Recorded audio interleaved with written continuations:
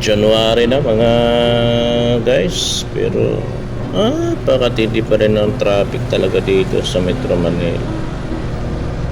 Kung akala natin porkit tapos na yung mga holiday season, yung mga mahahabang holiday season, maibsan ng bagay yung matinding kasikipan ng traffic dito sa Metro Manila.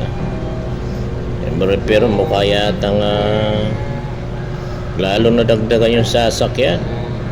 Ano kayang dahilan? Ano ba ang mga rason? Siyempre may mga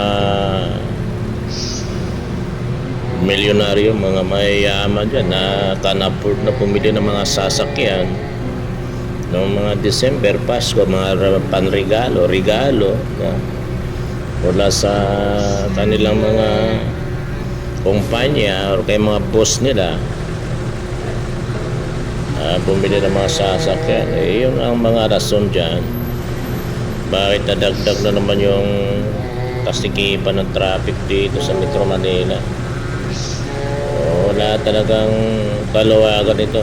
Habang lumalaon, tumatagal, lalo tumitindi ang sikip ng traffic dito. May mga nagbibinta na ng mga installment, meron na mga bumurang installment ng mga 4 wheels dyan. Mababa lang yung down payment.